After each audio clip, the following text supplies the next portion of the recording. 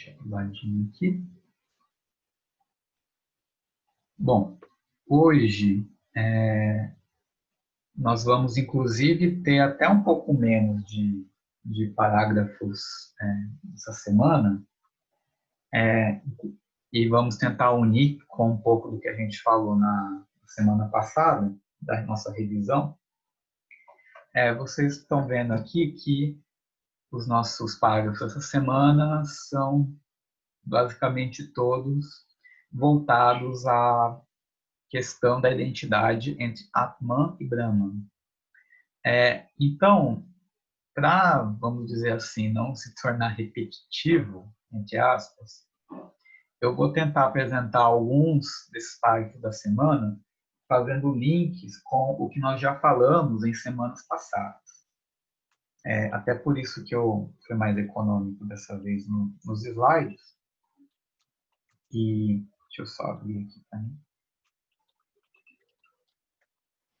E já vou apresentar um termo novo para a gente, talvez, que é a ideia do Atman Yoga. É um termo, talvez, assim, normalmente não se fala tanto assim dentro das yogas de um Atman Yoga, mas é um termo que vai começar a ser mais comum nos próximos parágrafos. E eu quero tentar justamente trazê-lo de uma forma um pouco mais prática e conectada com o que nós já falamos anteriormente, para entender que essa espécie de meditação em Atman é justamente o apogeu aqui dos ensinamentos da Advaita Vedanta, e a partir de agora nós temos que fazer esforços justamente para que o nosso estudo seja uma espécie de porta de entrada para alcançar a prática nesse tipo de meditação.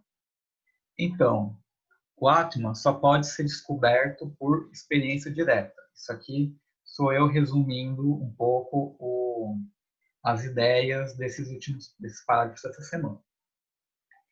Nossa especulação intelectual é o primeiro passo nessa senda, que é uma preparação da nossa mente para essa experiência com a identidade entre Brahman e Atman.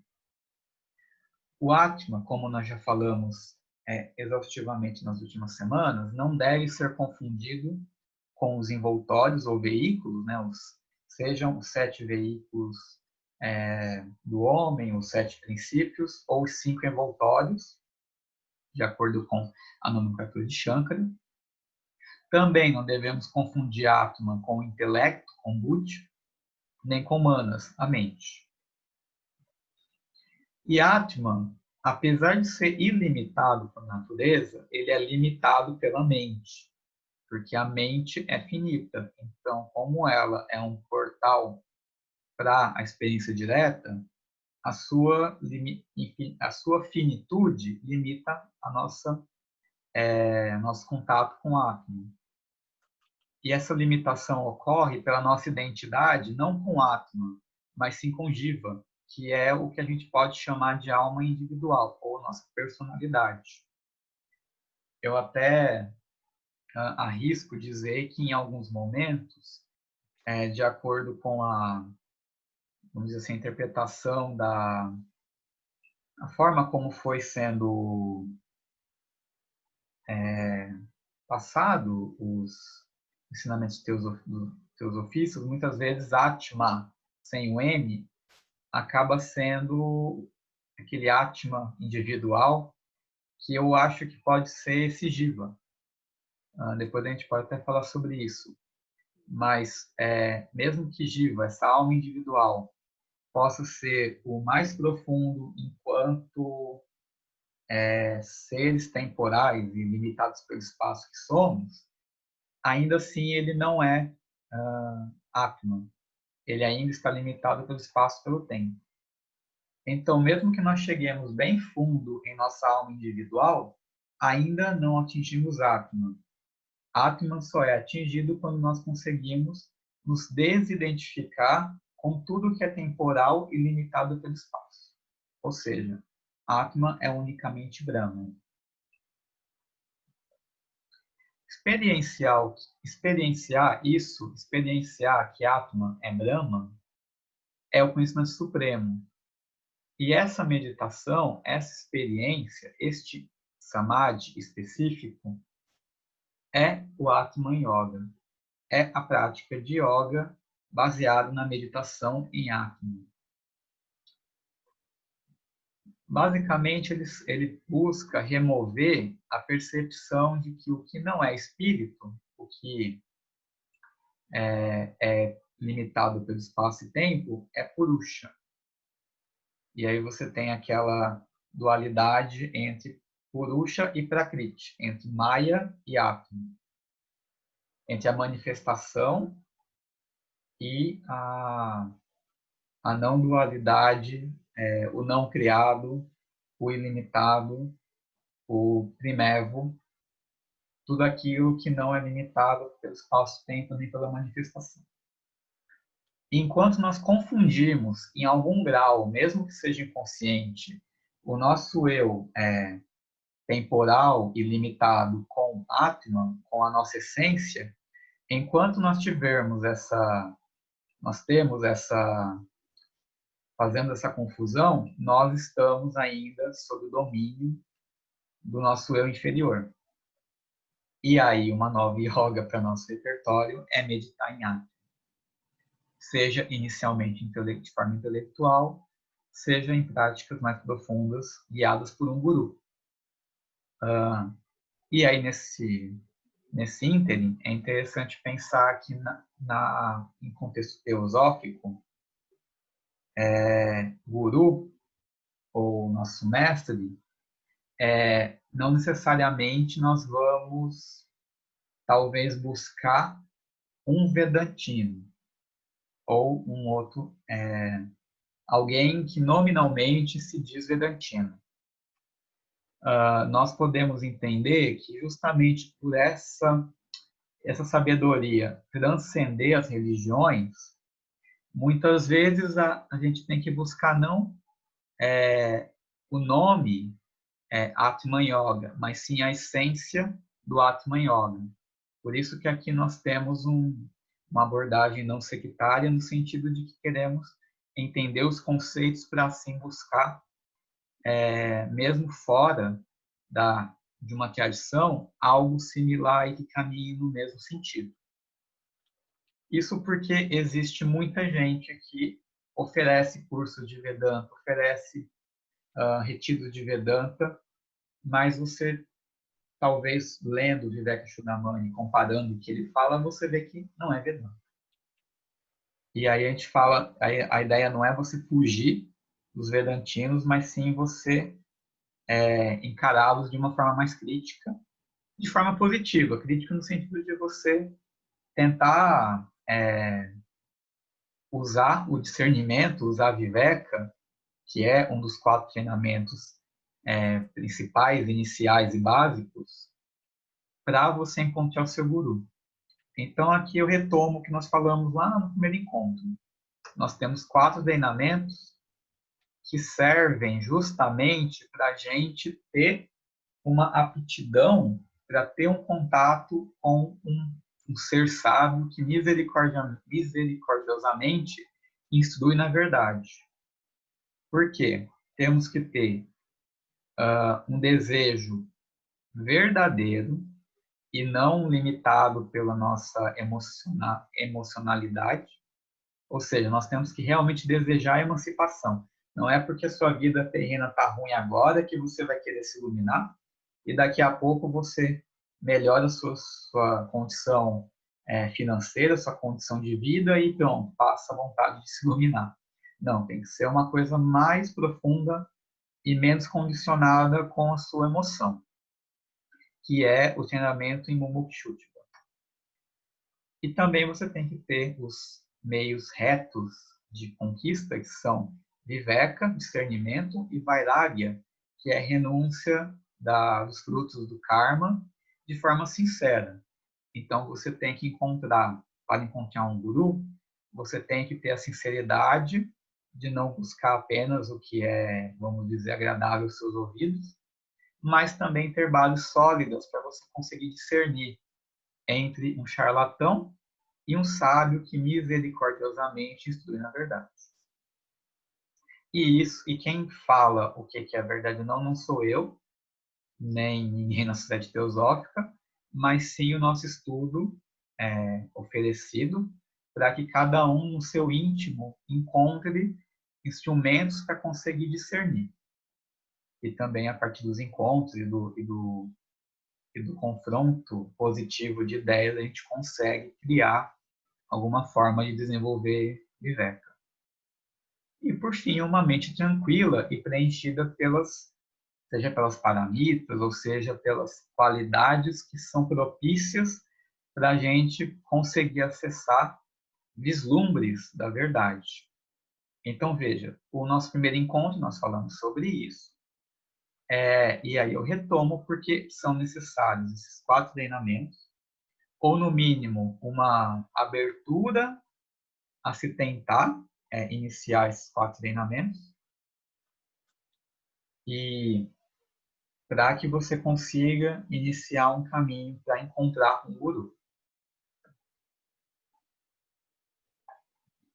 Indo no versículo 225/223, porque se uniu em um parágrafo só, você tem todo o cenário de, vamos dizer assim, toda a bucha que a gente tem que a gente tem nas mãos para conseguir alcançar a iluminação, que é assim: quando o indivíduo, abandonando o corpo, o intelecto e a reflexão da consciência, torna-se sem pecados, desapaixonado e imortal, ao conhecer o auto-iluminado átomo, auto-iluminado, o autossuficiente, a unidade, o uno, o não nascido, que é o observador, o que vê, ou a testemunha, que é em si mesmo o conhecimento eterno, diferente da realidade e da irrealidade, eterno, a tudo envolvendo, supremamente sutil, eterno, envolvendo a tudo, supremamente sutil, desprovido de interno e externo, o único no centro da sabedoria. Veja que só o fato da gente se confundir e ficar até assustado de ler isso, já é um primeiro passo para iniciar essa senda. Porque nós, por um lado, nós temos que desejar alcançar isso, temos que ter olhos realistas para entender o desafio que é. Inicialmente, nós vamos, através de estudo e meditação e uma vida interna intensa, começar a ver os benefícios que nós podemos ter em questão de caminho espiritual, em começar a buscar esse objetivo, mas lembrando que é um caminho de muitas vidas. O que não deve nos desanimar, porque nós vamos ter que viver muitas vidas de qualquer jeito. Então, a ideia é justamente a gente dar um novo significado para essas vidas. E pensar que, na verdade, aqui não se trata de você, enfim, ter autopunição, ter comportamentos até autodestrutivos, ou fazer como também o próprio Viveka fala, você virar um mendigo, dar esmolas, viver de mendicância, não. Você tem que justamente, independente da sua condição de vida, mesmo que você seja rico, você seja pobre, você seja classe média, você tem que, na sua vida, da forma como ela é, você encontrar nela um campo, como se fosse um campo de experiências, para você, a partir dessas experiências, se aproximar desse objetivo supremo, que é alcançar esse estado para conseguir ter experiência direta. Primeiro passo, lembrar lá do versículo 112, que é meditar nos efeitos de Maya, da manifestação, que é justamente o motivo dos envoltórios existirem e recobrirem o Brahman não dual, que é de onde nós viemos, mas que nós nos perdemos pelo caminho, e meditar justamente nas três qualidades, nas três gunas, que são rajas, tamas e sáttvas, que, só para vocês, caso não se lembrem, o Bhagavad Gita é totalmente baseado na discussão sobre o nosso, não vou dizer controle, mas no nosso enfrentamento com as três gunas. E aí entra uma coisa que vai aparecer mais à frente, que é nós aprendermos uma coisa que Blavatsky foi uma das primeiras a trazer para o Ocidente, que é a ideia dos opostos, dos polos opostos, da gente aprender a equilibrar as coisas em nós a partir desse controle da vontade. Então, o karma vai nos trazer certas experiências e nós temos que responder a esse karma com outras atitudes que vão equilibrar seus efeitos, até o momento em que nós vamos, de fato, começar a deixar de gerar causas kármicas para a gente. Até lá, não se trata de você aguentar as consequências, mas sim de você trabalhar com essas consequências. É óbvio que você talvez tenha enfiado o dedo numa tomada numa vida passada e você sinta o choque hoje. Mas a forma como você vai levar esse choque hoje é o que vai determinar o que esse choque vai gerar para as próximas vidas. Então, por mais que a gente se arvore na questão de que eu não sabia, não sei o que fazer, é essencial para a gente começar a deixar de ser, vamos dizer assim, criança e aceitar que nós temos uma parcela de responsabilidade nisso e trabalhar justamente nisso. Deixar de se ver como uma vítima de causas passadas e tomar as rédeas da situação.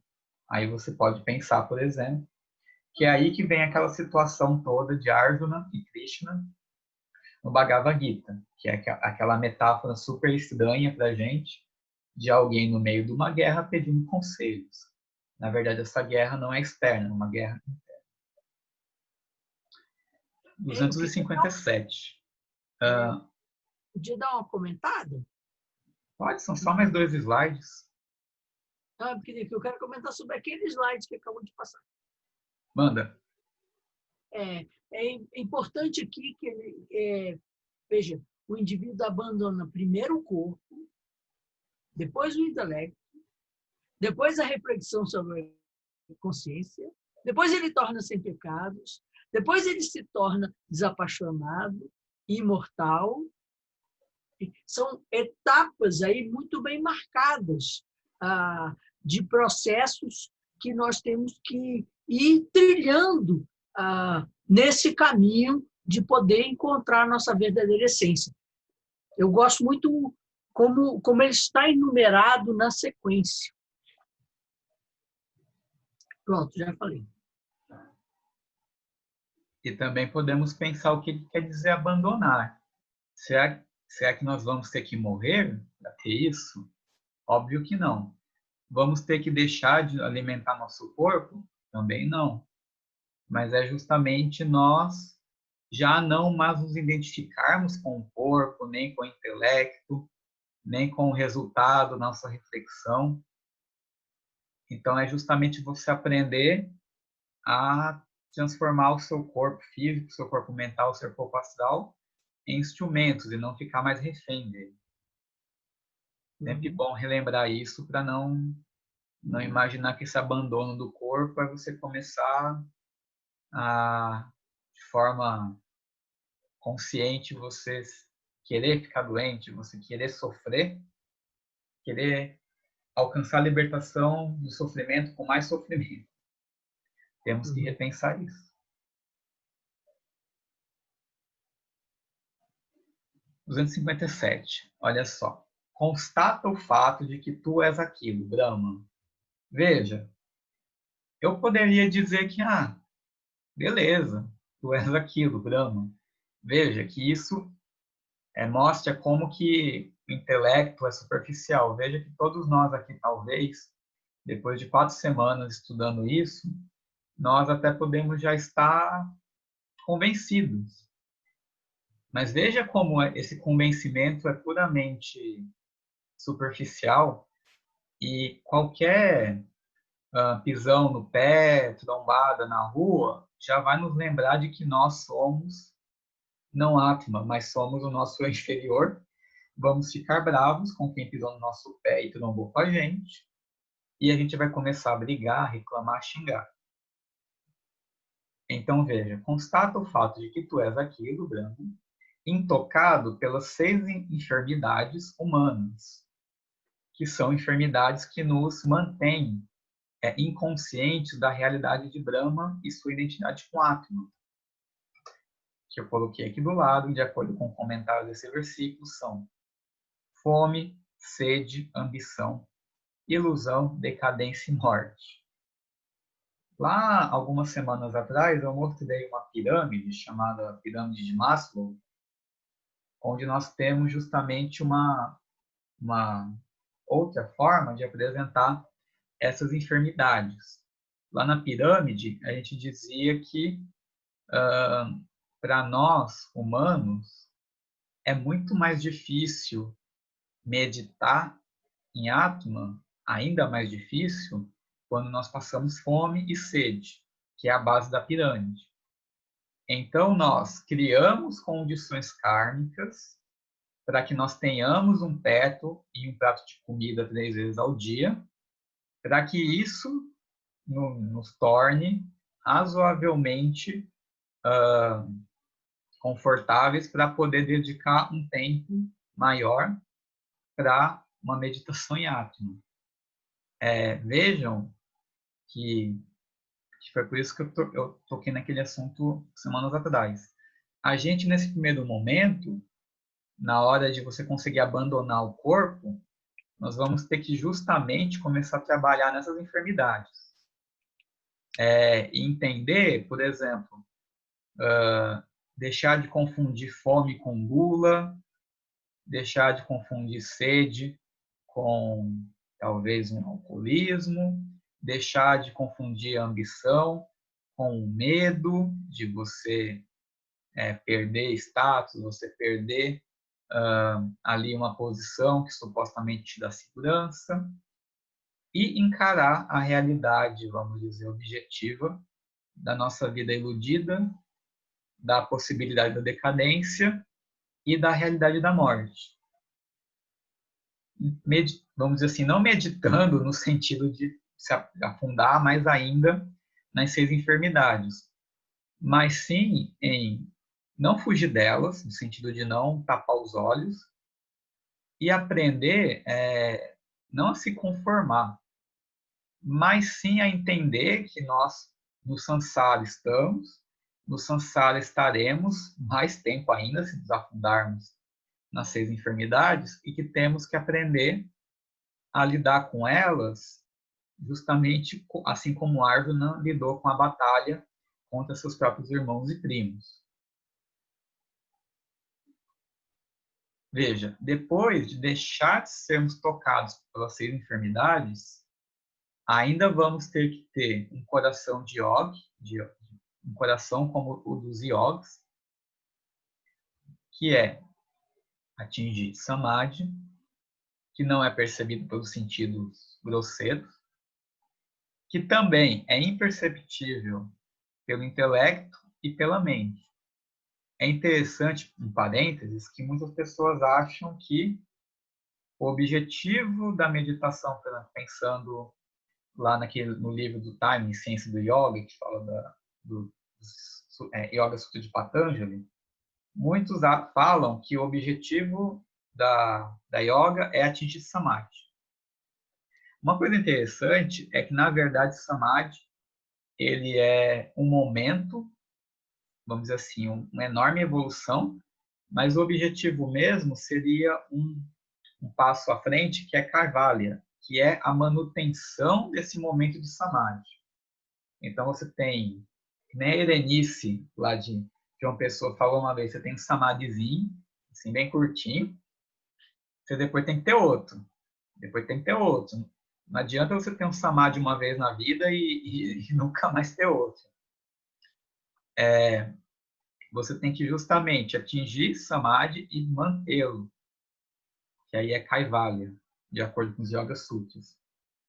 Então é sempre interessante você imaginar que tudo isso, em um momento você tem Samadhi, e aí depois você vai sentir o gostinho do Samadhi e vai querer mais. E aí você vai começar talvez a ter um Mukshutva mais forte.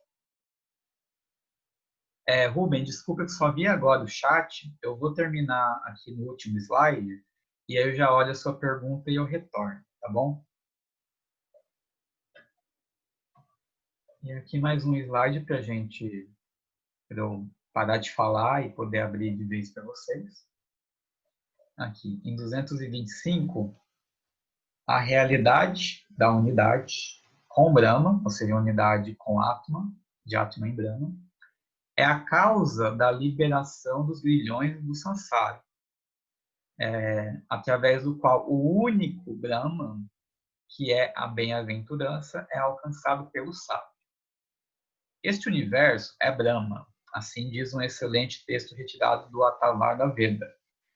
Relembrando aqui que o Vedanta é uma espécie de retomada dos Vedas de acordo com a historiografia que naquela época os Vedas estavam muito restritos a rituais e uma religiosidade vazia, como todo exoterismo, e o Vedanta foi uma escola que teve como objetivo retomar o lado esotérico no sentido de ir mais fundo na essência e deixar um pouco de lado os ritos exteriores, ou seja, os ritos exteriores são parte, mas não são a essência. Buscar mais ensinamento profundo em vez da simples repetição de ritos. Sendo o universo Brahma, todo universo é Brahma, todo este universo é Brahma. O que se diz separado de Brahma não tem existência por si. Todo o resto é condicionado pela impermanência da vida.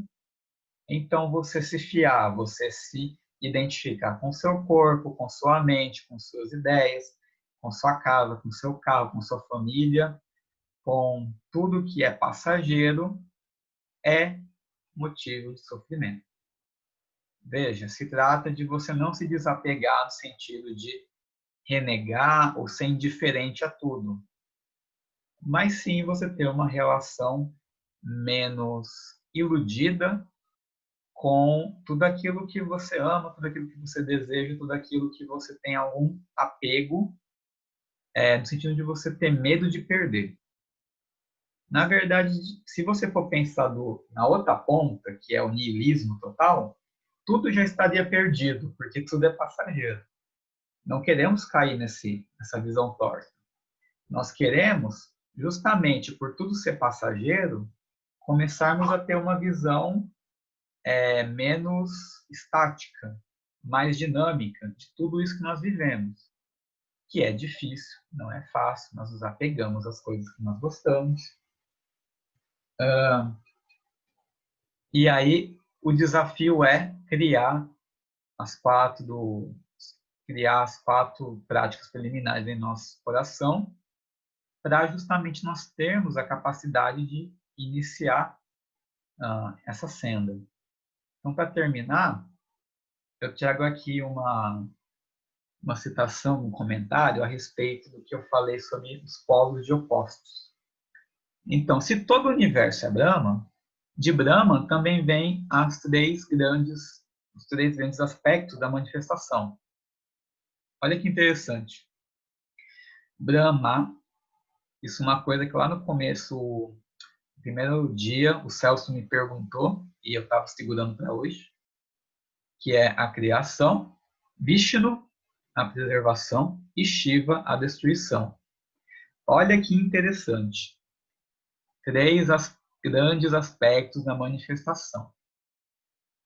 Não está se falando os três grandes deuses. Não colocamos aqui uma imagem de Brahma, uma de Shiva e outra de Vishnu. Estamos colocando como três grandes aspectos da manifestação. Então, tudo tem seu aspecto, tudo tem seu momento de Brahma, seu momento de Vishnu, seu momento de Shiva. Temos tudo isso em nossa vida. E quando a gente fala nesse jeito meio metafórico, muitas vezes as pessoas acham que é uma espécie de diminuição. Pelo contrário, nós estamos justamente potencializando esses três grandes aspectos no sentido de que eles não são deuses, simplesmente. Eles são partes componentes de toda a vida manifestada. E por isso que nós falamos que o Vedanta traz uma visão profunda e esotérica no sentido de que se busca um aspecto talvez mais abstrato, você pode chamar assim, mas que mostre a estrutura, vamos dizer, mais profunda dos ensinamentos. Não é necessário aqui você criar estátuas para todos os aspectos da manifestação. Basta que você as honre em sua vida, usando-as para entrar na cena. Então, além desses aspectos que se encontram manifestados em nós e em todas as coisas que nos rodeiam, e podemos perceber que em todas essas coisas está aquilo, Brahman, a raiz de tudo, a fonte perene cuja água poderá ser bebida pelo yogi que atingiu a libertação.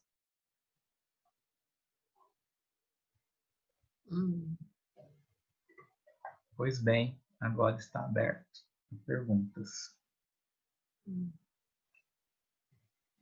Oi, Silvia, que bom que deu certo. A pergunta do Rubem é ótima, hein, Isis? Sim. O Rubem é um convidado vindo diretamente da África, de Angola. Rubem, é você? Olha que legal. Você tem microfone para dar um oi para a gente? Não sei se vai ter. Você quer fazer algum comentário sobre essa pergunta dele, Isis? Devem te perguntar direto isso.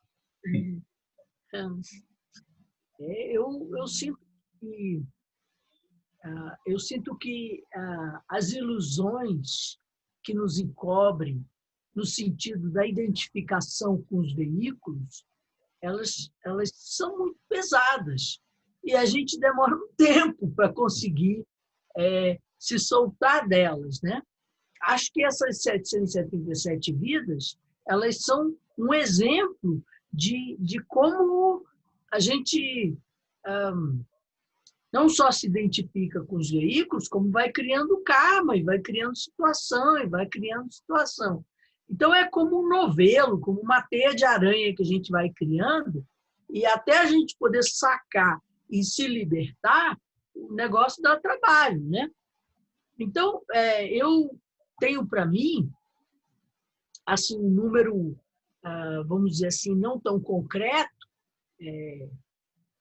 que existem períodos da vida muito marcados no livro A Voz do Silêncio, que falam especialmente de etapas na vida, né?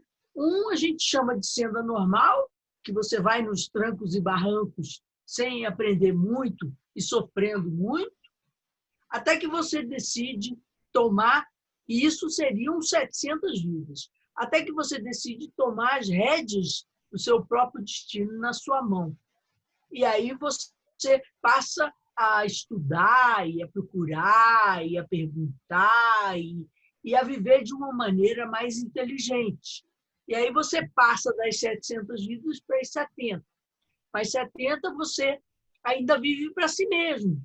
Você ainda vive tentando solucionar os seus próprios problemas, que é um caminho acelerado comparado com as 700, que é a vida que você vai no vai da valsa, né? Simplesmente vai tocando, sem aprender muito. Mas quando você desenvolve o verdadeiro altruísmo e com isso você desperta a atenção dos mestres de sabedoria, você desperta a atenção desses seres que já passaram por essa etapa e que guiam a humanidade de uma certa forma, então, aí eles vão, de uma certa forma, te adotar E em 7 vidas, você tem que desfazer os nós que você fez durante 770 vidas, né? Então, assim, é um caminho aceleradíssimo, um caminho difícil, muito rápido, justamente para que você possa mais rapidamente se tornar um mestre de sabedoria, né? De forma a poder ajudar naquilo que eles chamam de muralha guardiã, que é a grande hierarquia oculta, alguns integrantes que protegem a humanidade de males ainda piores, né? Então, mais ou menos assim que eu vejo essa questão das 777 vidas. Eu não sei se esse número é simbólico ou se esse número é preciso. Tendo a achar que é simbólico, mas, de qualquer jeito, é 70% a 10% dos 700 e 7% a 10% dos 70%. Né? Então, numa proporção, vamos dizer assim, você não vai dar valsa muito tempo, mas quando você resolve assumir as rédeas do seu destino nas suas próprias mãos, 10% do tempo você consegue ter controle da sua vida, né? E se você se une à grande hierarquia oculta, em 10% desse tempo, ou 100% do outro tempo, você se torna um mestre de sabedoria, né? Então, mais ou menos assim que eu vejo. Eu sinto que essa coisa do tema que você estava falando hoje, da identificação com os veículos, esse é o grande problema, né? E isso requer prática, isso requer meditação, isso requer, às vezes, até karma, de jeito que você pare de ficar inventando besteira, né? De ficar sonhando com castelos encantados e coisas desse tipo, né? Então, é um processo. E assim, a minha conclusão final é que,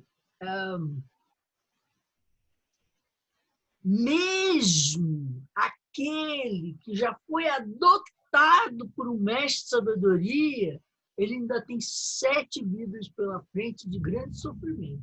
Então, a gente não pode achar que a gente vai resolver tudo amanhã de manhã. Acho que o mais importante é a gente estar na direção certa e ir meditando, e ir trabalhando, e ir se esclarecendo, de forma a que esse processo prossiga.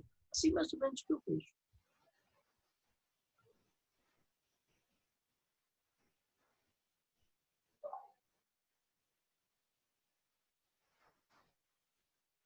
Alguém quer trazer mais algum comentário?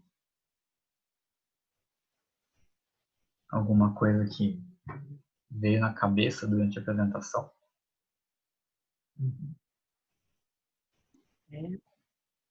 Eu sinto que essa questão das etapas ela é muito mais importante do que aparenta, porque às vezes a gente tem uma visão geral do assunto e não percebe que não dá para você subir 5 degraus de uma vez. Você tem que ir um degrau, depois o outro, depois o outro, depois o outro.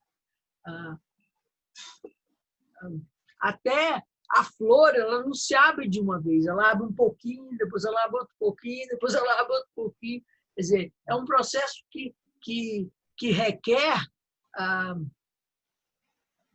um trabalho nosso de esclarecimento, de sensibilização e de não identificação, né?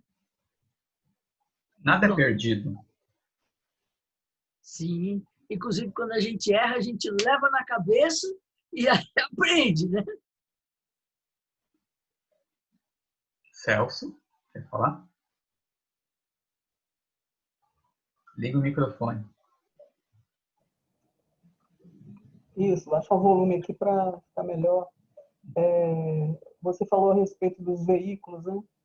O corpo, naquela superação, é você perceber que você não é o corpo, você não é a mente é só um agregado de pensamentos, né?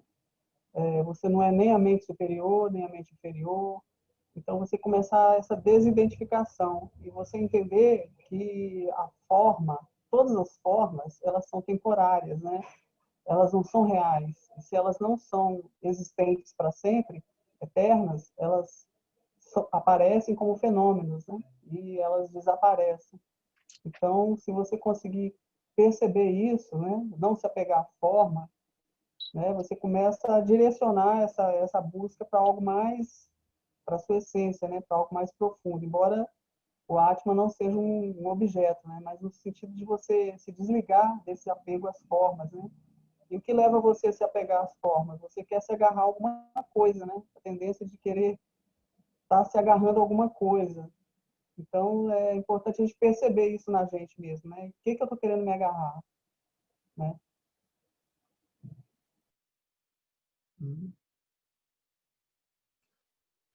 É muito esquisito para a gente que estuda bastante pensar que se tudo der certo não vai sobrar nada. Vai ficar um vazio. Às vezes é um problema, você estuda tanto, fica tão erudito que depois não quer desapegar do que você leu, do que você aprendeu, do que você acredita. Haja paradoxos nessa vida de postulante à senda.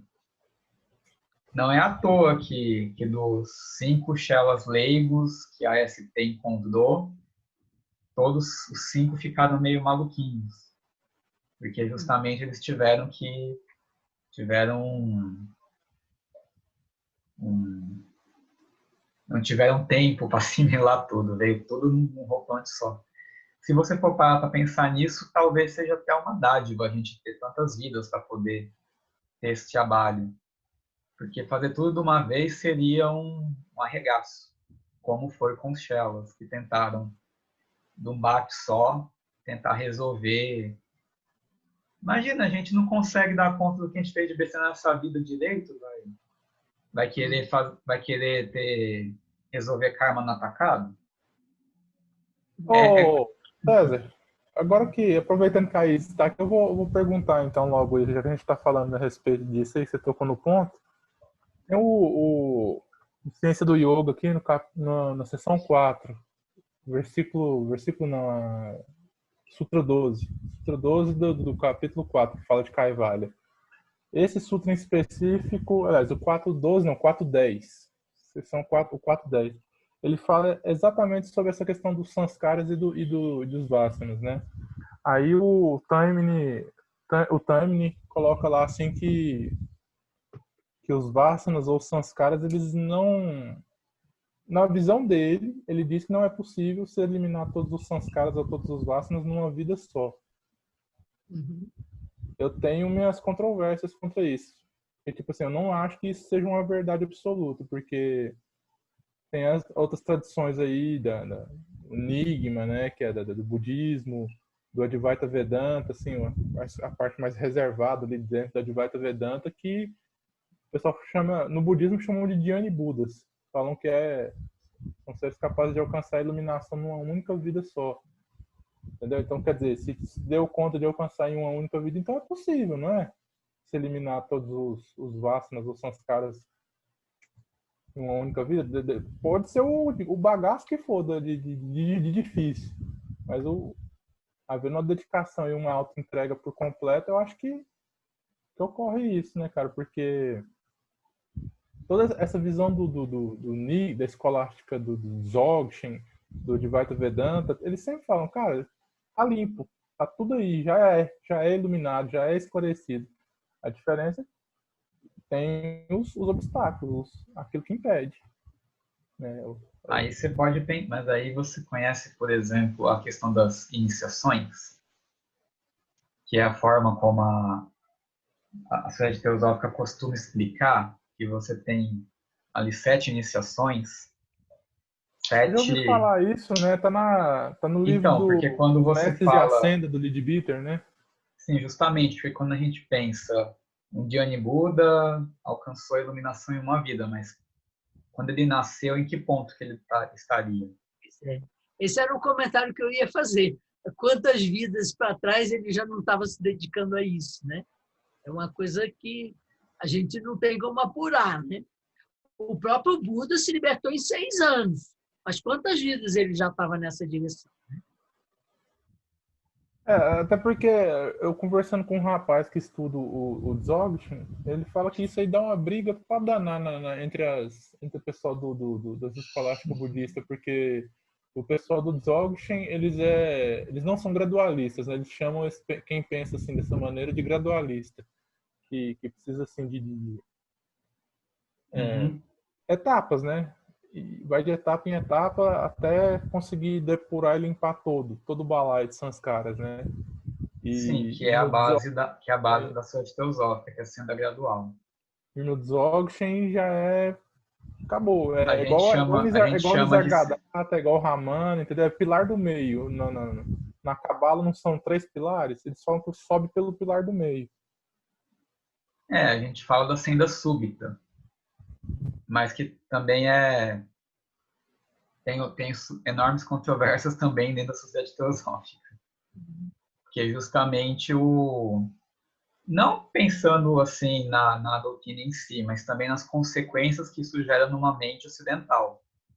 É sempre muito mais cômodo para alguns tipos de pessoa tentar deturpar uma doutrina da dita senda súbita, onde você, escovando os dentes, você pode se iluminar.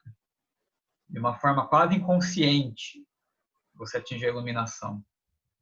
Acho que o grande problema é esse, pensando em teosofia, porque é como se fosse um trabalho onde você não tem controle.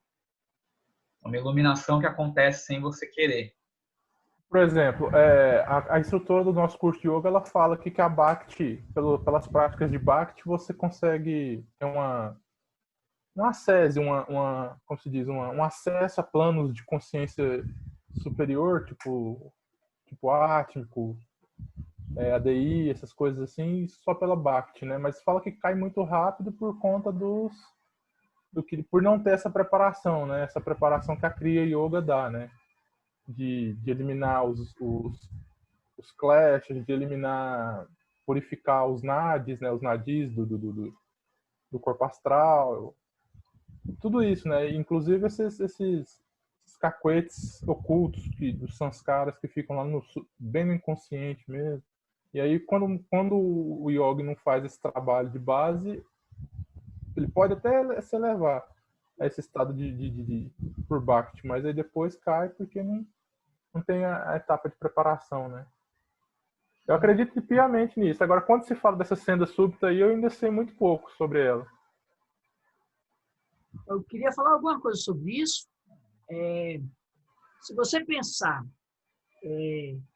na água fervendo, ok? A água vai chegar no ponto de ebulição. Você tem que botar no fogo e deixar aquilo. Mas o momento em si da ebulição é um momento súbito.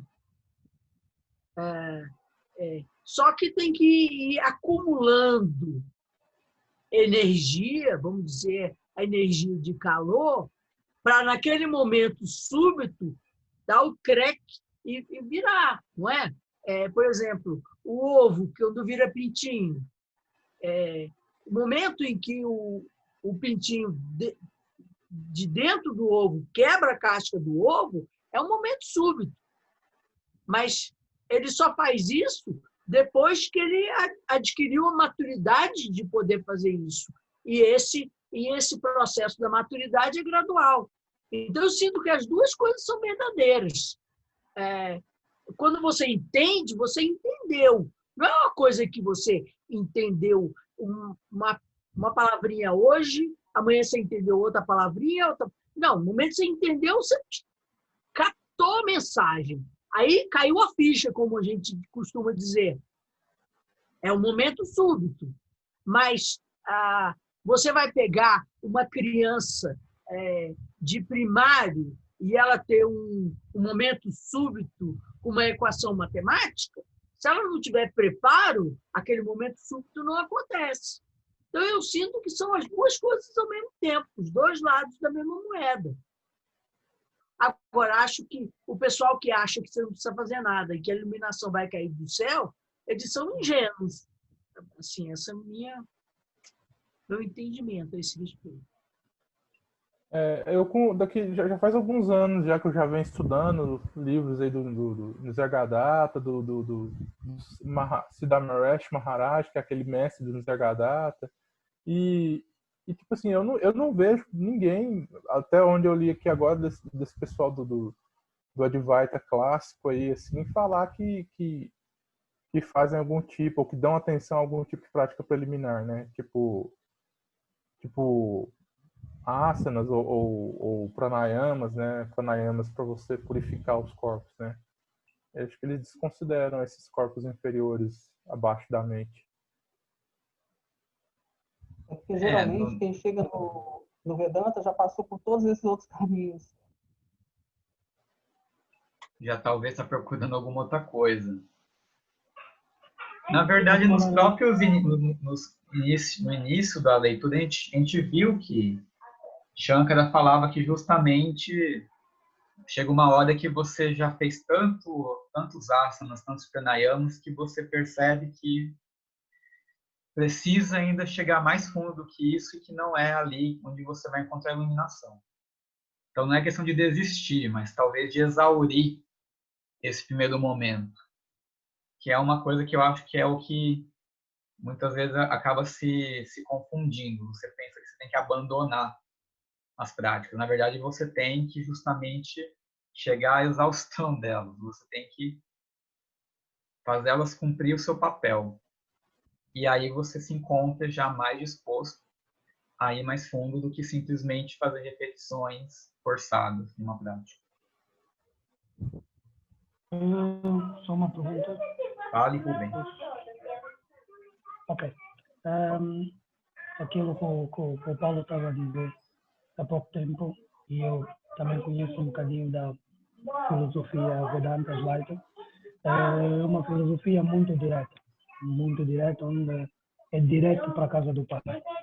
E nós temos o Ramana, Ramakrishna, entre outros, que pronto, alcançaram, podemos assim dizer, entre aspas, a realização numa só vida. Agora, nós não sabemos se eles realmente tiveram no meio das 777 vidas ou, pronto, logo que eles entraram para essa encarnação, eles foram direto para a casa do Pai. Agora, a minha questão prende-se exatamente a isso que eu tive a comentar. Porque é que não é possível nós, com a devoção, né, com a devoção certa, nós alcançarmos a realização nessa encarnação presente? E até o Vivekananda no Raja Yoga ele diz que é possível, provavelmente em 3 meses, com os exercícios certos, nós termos uma supraconsciência. Exatamente isso, basicamente. Sobre a devoção, eu vou mostrar para você uma coisa que a gente falou no primeiro encontro.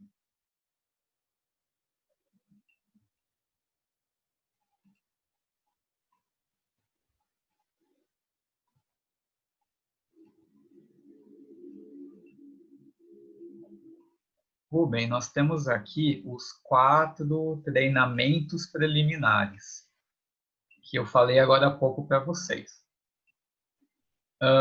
Viveka é o discernimento, que é a capacidade de distinguir o eterno do transitório.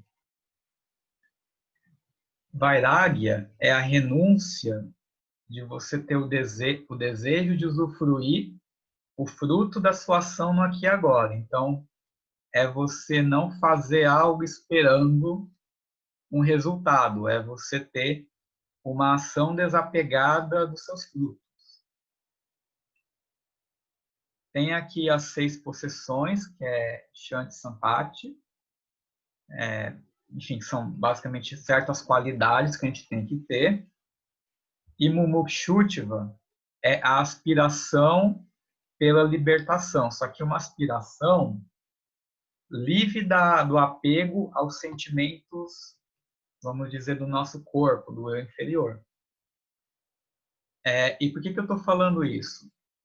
esses 4 treinamentos, eles nos protegem. Por quê? Quando você falou de devoção, eu fiquei pensando, talvez em uma pessoa que tenha discernimento, renuncie aos frutos de sua ação, de suas ações, tenha os 6 poderes, os 6 tesouros, as 6 qualidades supremas, e tenha uma aspiração sincera e verdadeira pela libertação, essa pessoa é apta a ter uma devoção sincera. Por que eu falo isso? Porque uma coisa que a gente vê muito, por exemplo, qual que é a diferença entre a devoção e o fanatismo?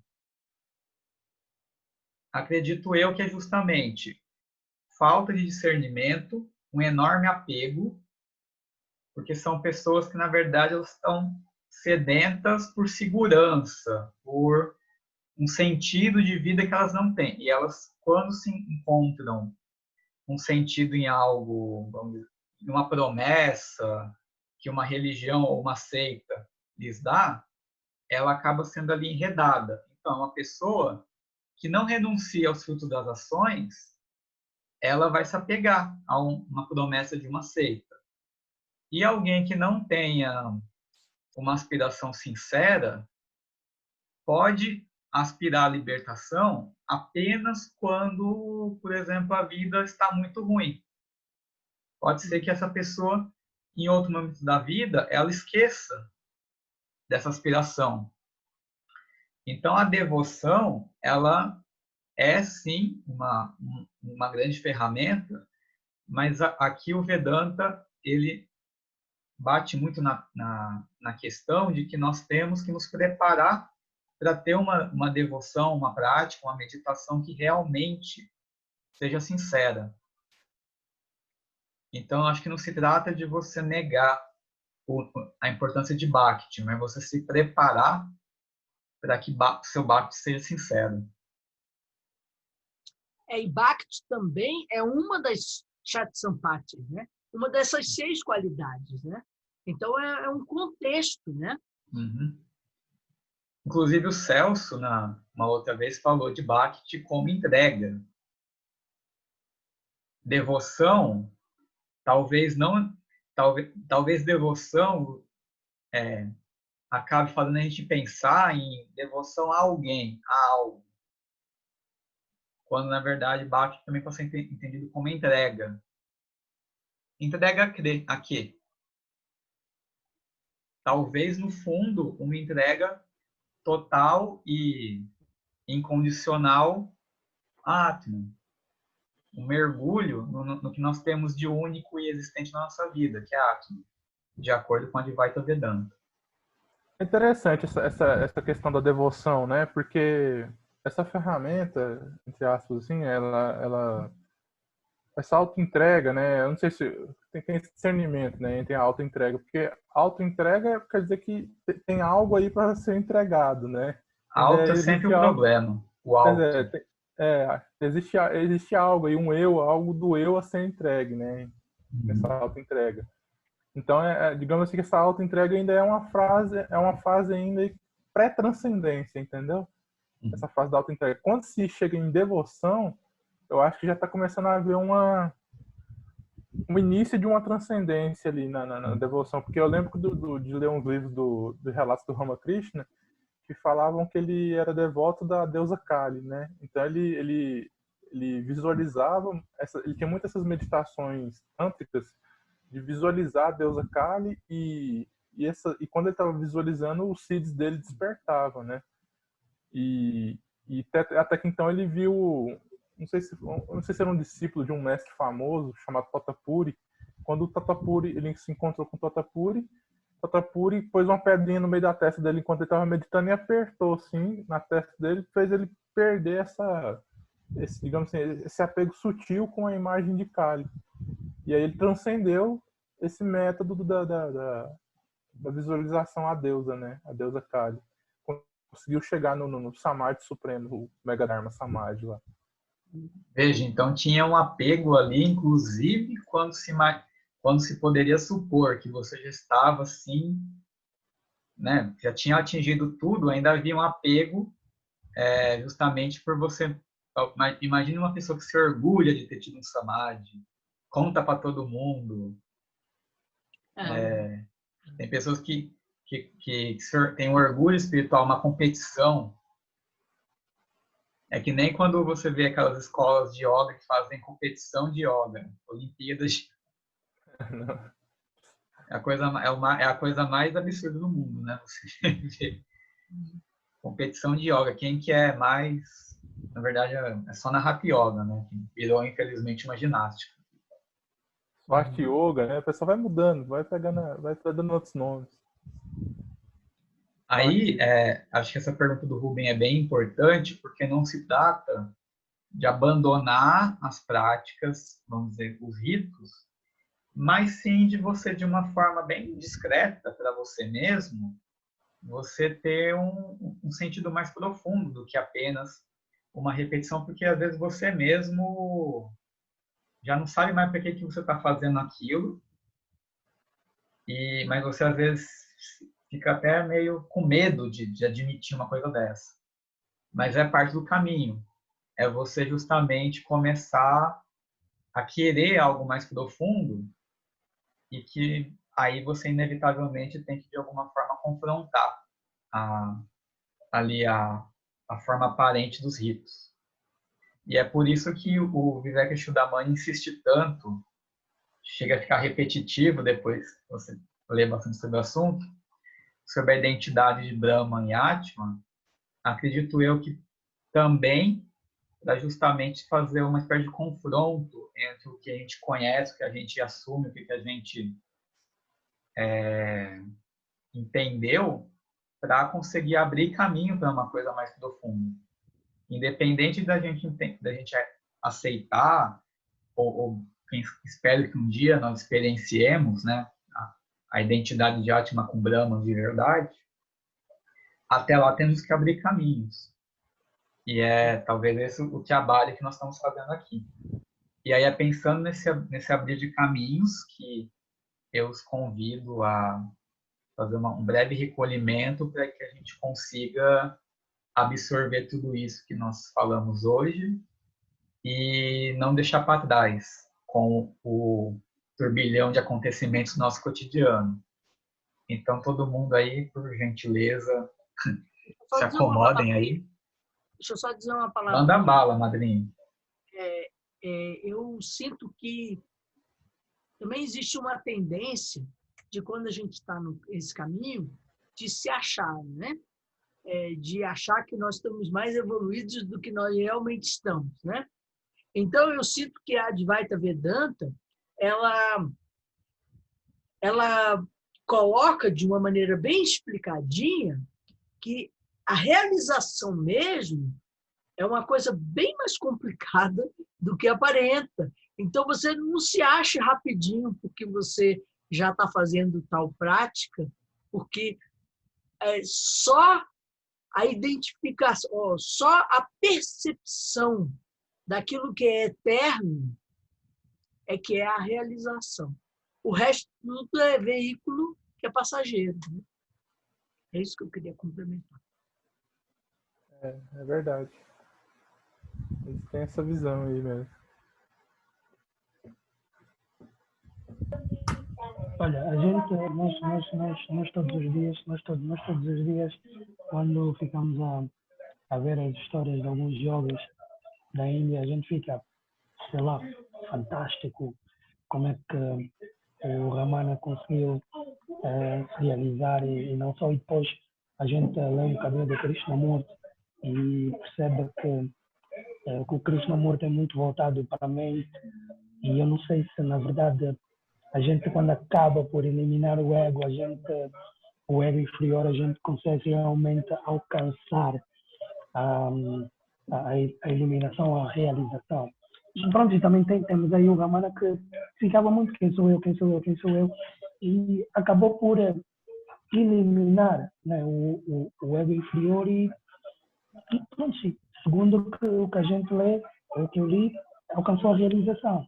Então, são essas questões que às vezes nos deixam assim um bocadinho com um parafuso, sempre de boca aberta quanto à realização. Pois nós sabemos que isso tem que ser uma coisa que tem que ser com muita calma, com muita paciência, com muita entrega, mas pronto, ficamos de certa forma maravilhados com todos esses feitos desses grandes jogos.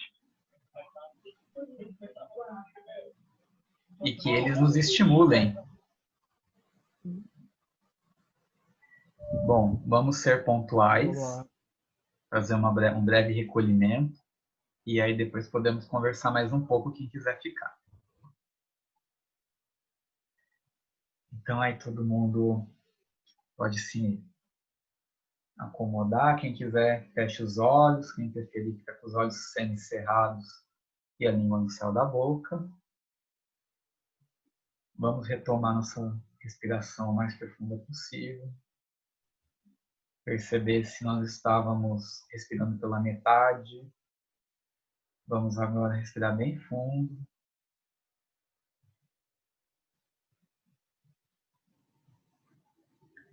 Perceber as tensões que aparecem no nosso corpo.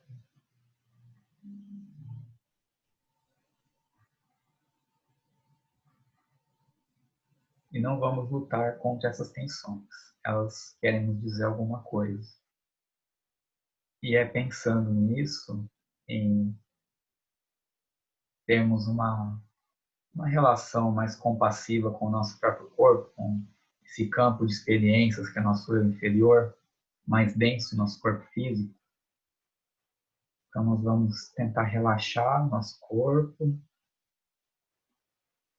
e em vez de lutar contra nossas tensões, vamos, na verdade, tentar aprender com elas. Então respirando fundo e ficando alguns instantes em silêncio conosco mesmo. Vamos ouvir nosso corpo e abraçá-lo por dentro.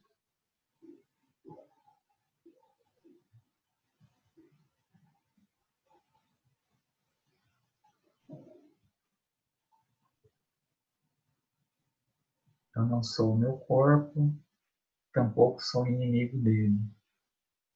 Ele é meu suporte nesse mundo de manifestação. E é com esse suporte que eu vou ter experiências que vão me reconduzir para a unidade da vida, da onde todos nós viemos, mas infelizmente nos esquecemos do caminho de volta.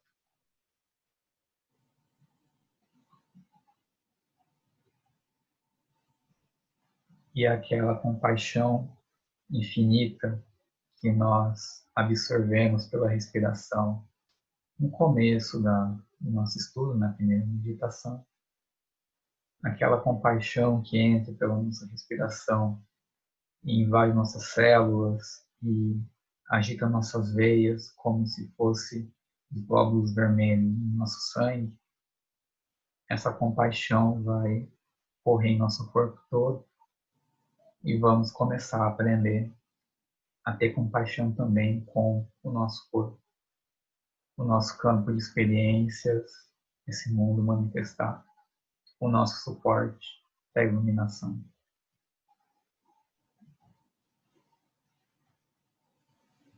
E é buscando, nessa próxima semana, uma relação mais compassiva com o nosso corpo, e vamos, cada um em seu ritmo, retornar à consciência terrena e não vamos largar nada do que nós absorvemos hoje.